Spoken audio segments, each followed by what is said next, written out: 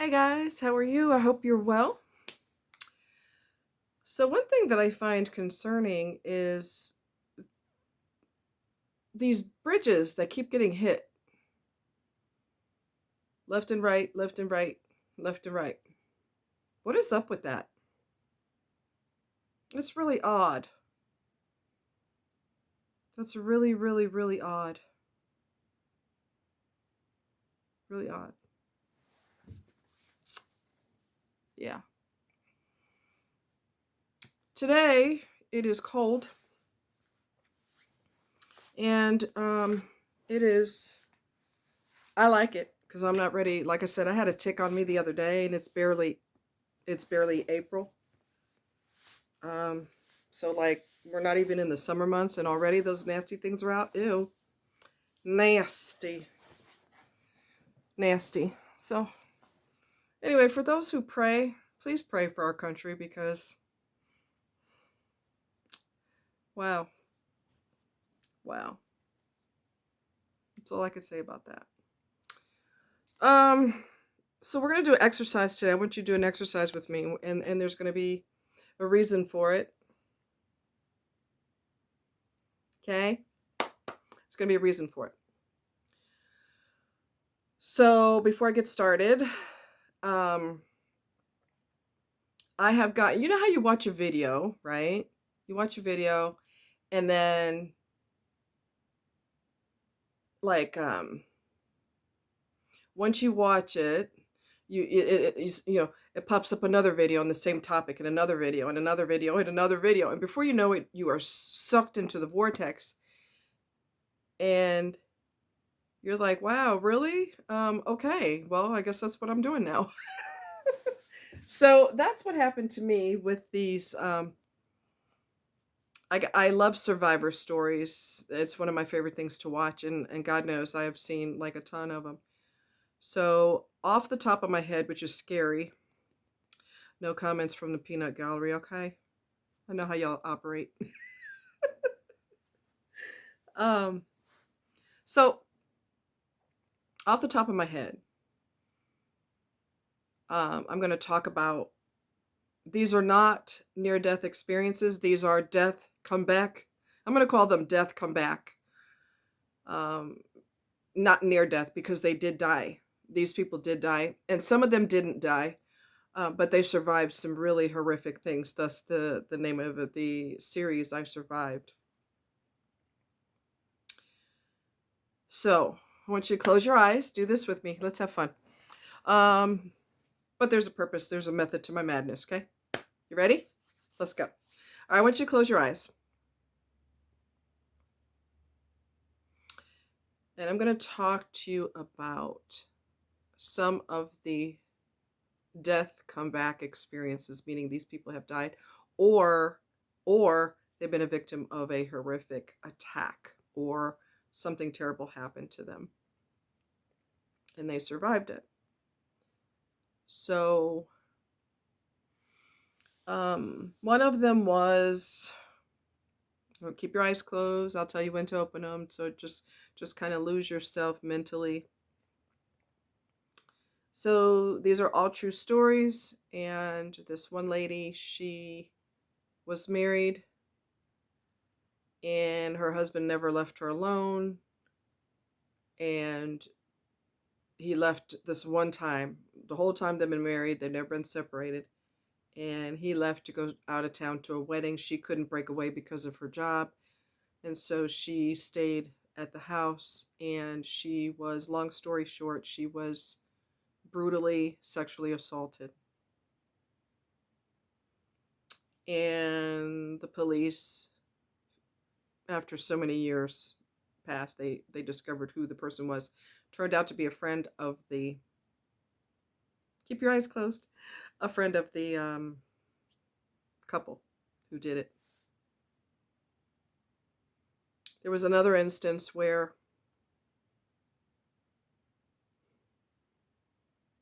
a young boy was 11 years old and a neighbor who was 17 busted into the house,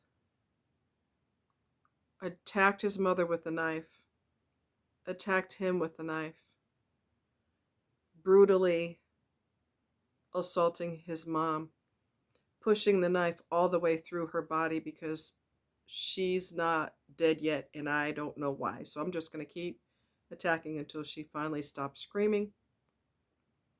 He survived. His mom did not.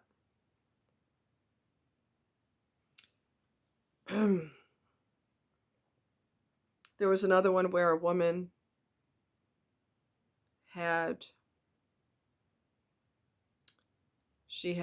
chest pain, she had pain down her arm, and it was April Fool's Day, and she told her boss, I'm having a heart attack and I need you to call the ambulance. And she said, ha ha ha, nice joke for April Fool. She said, I'm not joking and you need to call 911.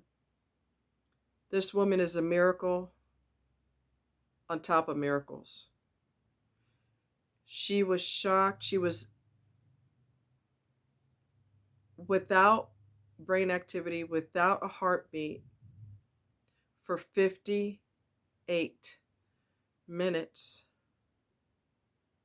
And she was shocked 21 times. She not only recovered, but she has no neurological damage and she has no brain damage. You start developing brain death after 4 minutes. She was without oxygen for 58 minutes and without a heartbeat for 58 minutes. She is a miracle upon all miracles. There are people who survived Hurricane Sandy. There was at one point 8 feet of water in the streets, and he managed to break into the neighbor's house, which their house wasn't nearly as flooded, and he managed to survive even though his family had told him to up and leave. There's no reason for you. It just doesn't make any sense for you to stay behind. He stayed behind, and only by a stroke of miracles he survived. There was another girl who her parents were out having a date night. She was 15 at the time, and these men broke in. They were begging for money, threatening her life, and sexually assaulted her, took her virginity. She was only 15. They beat her up. She had to jump out the window to escape. She ran even though she was shot in her knee, through her kneecap. She ran. They caught her and started beating her up again and tried to drag her back to the house. And the neighbor saw what was going on, and those 2 men left. There were other situations where a woman was brutally attacked by a man who, I don't know what his problem is, if he's a sociopath or psychopath, I don't know, but he is off his rocker. He pretended he was running out of gas. She said she would help him, and then he proceeded to beat the tar out of her, but she fought back violently and managed to escape with her life. Okay, you can open your eyes now.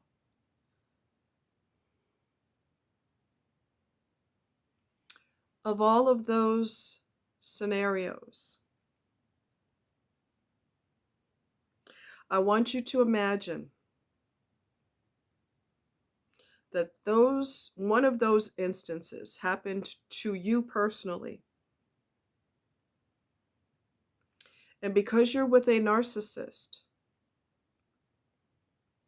you have to go through it by yourself.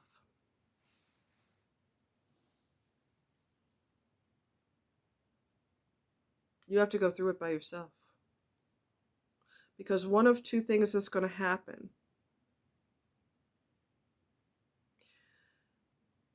They're either going to tune you completely out, regardless of how you were attacked, brutally attacked. So what? They're going to tune you completely out, like no lights on, nobody's home. Because they don't care. It didn't happen to them, so it doesn't matter. Or if they are prone to rage attacks, they're going to go off on you. Scream, yell, break things. It's always about you. You were assaulted. So what? You're not the only person who's ever been insulted in the world. Are you serious? It's always got to be about you. You got to be the center of attention. So you're going to be abused because you were attacked. Does that make any sense to you? Doesn't make any sense to me. That is another reason why you get rid of these demons. For those of you who have been attacked, I am sorry you went through that.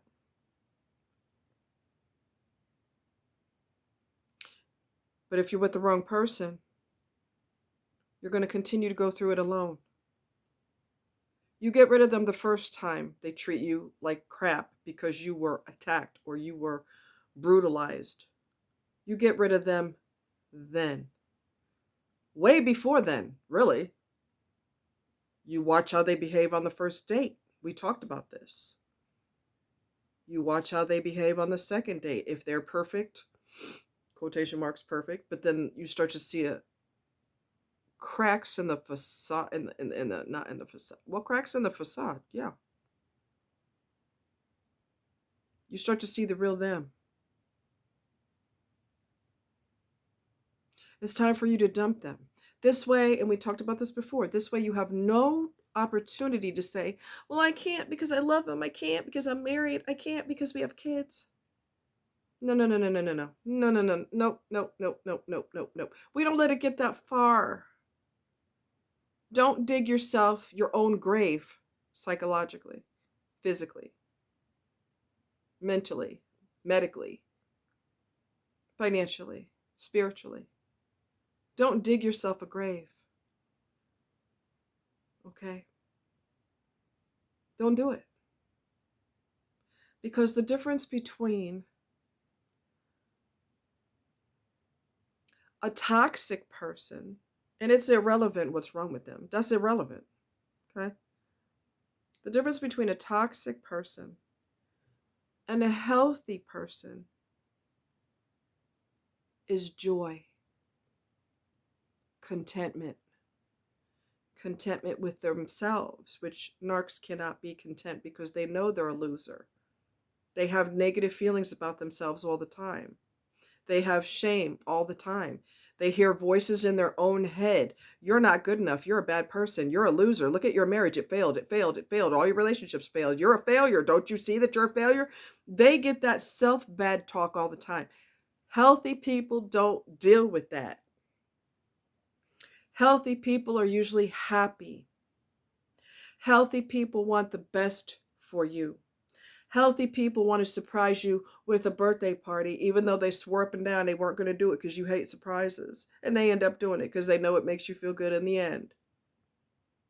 And I don't mean for a few months when you're trying to fake that you're a nice person. I'm talking about consistent good behavior. A healthy person wants you happy. A toxic person wants you miserable.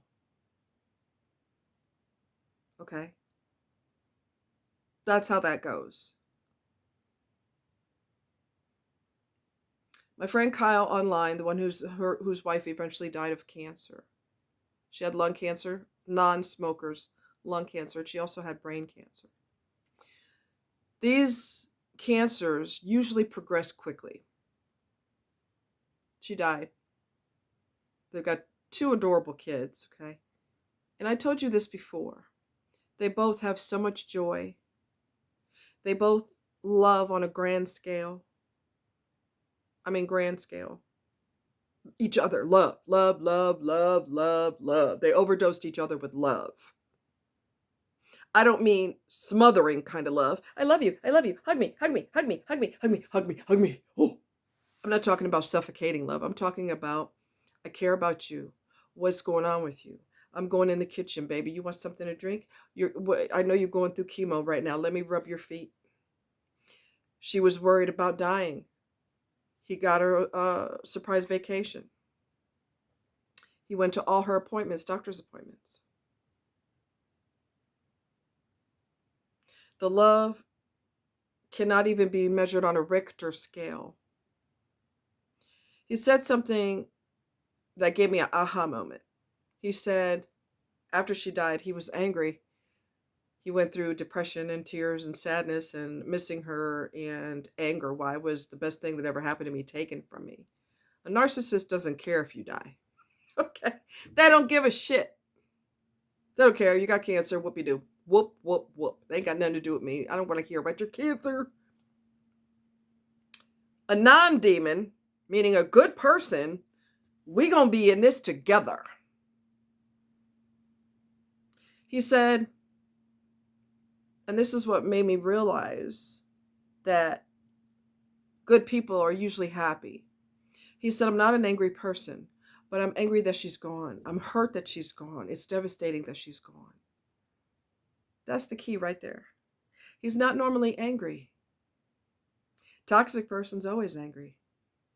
They're pissed off at everything. They're pissed off at themselves. They're pissed off at you. They're pissed off at people they never even met yet.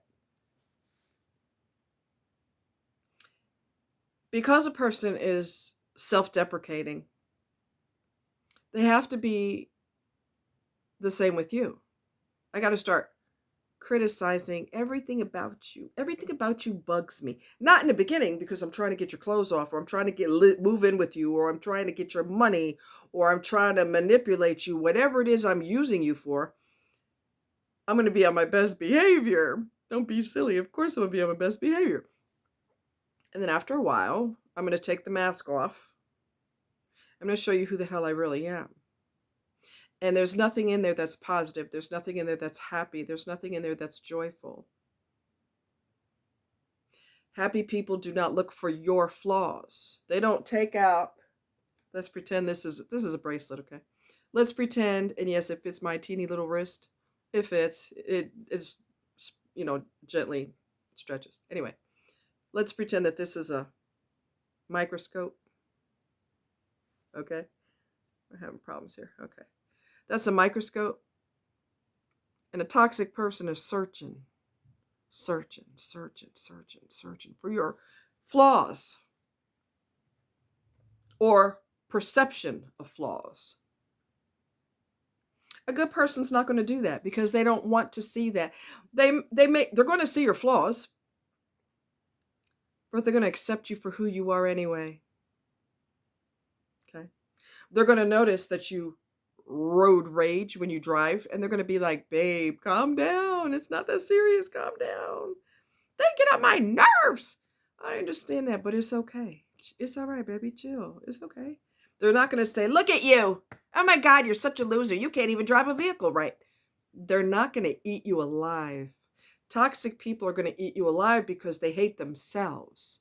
When somebody's filled with self-hatred, you don't think it gets better when they meet you, do you? It gets worse. If I'm a narc, everything toxic about me and all the bad things I feel about me, I want you to feel about you. Get rid of them in the beginning. Do you understand me? The first date, the second date. I don't care if you've been dating for 3 months. You start acting a fool, you're out. Out. Okay? That's what's going to happen there. So, anyway. Yeah. I met a really cool person today. I'm going to let you guys go, but I met a really cool person today. And when you don't talk to the person one-on-one and you're kind of in the background, you can make a lot of assumptions and a lot of presumptions and a lot of negative attitude because you don't understand, okay, what's really going on. So myself and this person were talking today, and his name is, well, I'm not going to say his name. I'm going to respect his privacy, not say his name. But I usually pick up on it, but I didn't pick up on it today. We got to talking. We clicked right away. Instant click. And no, it ain't like that. So don't even go there. Strictly, friends. Great person. We're on the same page right out the gate. And he was born female. Okay? He was born female. Had top surgery. Eventually wants to have bottom surgery. And I said, Oh, I have so many questions for you. So many questions for you. And he said, okay, go ahead. I said, I would never. I said, get the freaking heck out of here. Get out of here. You're not. You're. Okay, so what, I asked, I said, what was your gender when you were born? He said, female. I said, you have got to be kidding me. He's like, no. I said, I would have never known that. Never in a million years. I never, ever would have known that. Never. And I'm usually good at picking up on it. Okay. So down to earth. So chill. He's also poly, and he's also, and I forget what the terminology is. But you're not attracted to people for their genitalia. You're attracted to them for their personality and for their heart. So he wouldn't care if you were a giraffe. If y'all click, you click. I'm exaggerating. Obviously, he's not into that. Okay, but you know what I mean. Like, is not drawn to, what other people are drawn to the goodness of a person. I am starting to notice a trend of people who do that, who want to change that. A lot of them have abuse in their families. I'm starting to see a connection with that. Because you know me, I always want to know why. I noticed a trend with that is a common thread. And I said, how do you feel about yourself now that you've made the transition? I feel so much better. I said, really? Because a lot of people regret it. A lot of people regret it. Some of them have ended themselves after doing it. Because if you have turmoil inside your head and you don't get it resolved, changing that is not going to all of a sudden cure you of whatever's going on with you. You need to seek therapy. Otherwise, you will terminate yourself, possibly. So, yeah. You do something drastic, and to your chagrin, you find out that didn't change anything. You're still miserable. Now you feel even worse. So, you got to get to the bottom of it. But we clicked right away. No problems whatsoever. We talked about how people come there and to the park, and they don't want to be bothered with nobody. So I'm thinking, why the hell did you come here? And he was like, exactly. If you don't want to be bothered with people, keep your ass at home. I said, thank you. Oh my God. Thank you. So yeah. I said, it's so refreshing to, see somebody who doesn't come in here with the attitude and don't look at me and don't talk to me and someone down to earth and who speaks their mind. That's so refreshing. You have no idea. And he's like, oh, trust me, I get it. So we got along very well. I look forward to seeing him again. And yeah, this person, he strikes me as the type of person who would do anything for anyone. As a matter of fact, my friend was there and he had an issue. He left his lights on and then we had to recharge the battery and all this because he doesn't think half the time. And this person, he helped us. He charged his battery and just so down to earth. Parents were accepting. They said all the right things whenever he came out as, that. And but then him and his father had World War III. And he's got a lot of balls because how many people can actually tell their parents, I'm about tired of you. You don't respect me and I'm tired of how you treat me. And that's what he said to his father, and he cut his father off. Well, his father eventually got a wake-up call and they have repaired their relationship, which is awesome. But like I said, how many of us can actually put call our parents on the carpet? Now, do they need it if they're bad? Yes, most definitely. Now, could I do it? Yeah, but I'd have to have one of my friends there So that if he decided, the so-called father, which I'll never see him again anyway, but I'm just saying, if I were to address him, had the opportunity to address him, I would, and I would have my friend who's like six. Two of my guy friends are 6'2", 6'3", something like that. One is about 6'1", the other one's about 6'3", I think. And he's got broad shoulders. Both of them do. So if I were to ever had the opportunity to talk to the parent, one of them, because the other one is completely irrational, and the father is irrational too, but I would address him if I had the chance, and my friend would be there as a to intervene in case he decided he wanted to jump on me. My friend would be like, "You gonna sit your ass down and you gonna hear what she has to say. Is what you gonna do." It would feel so powerful to tell a parent who didn't want to be a parent, but was irresponsible with his pecker, so he became a parent, not by choice. Um, it would be really powerful to be able to knock him off that I'm a parent, you're a child. Knock him clear off that pedestal and tell him all about himself. Now, would it make a change, a difference in him? No. Would it make me feel better? Oh, yeah. So, yeah, you know, they intimidate you because they're your parent. No matter how old you are, they're still your parent and they're sitting on that throne. And it's really nice. It would be nice to knock him off the throne and say what I wanted to say. And he can't say nothing. And my friend will be like, sit your ass back down. She ain't done talking. Okay?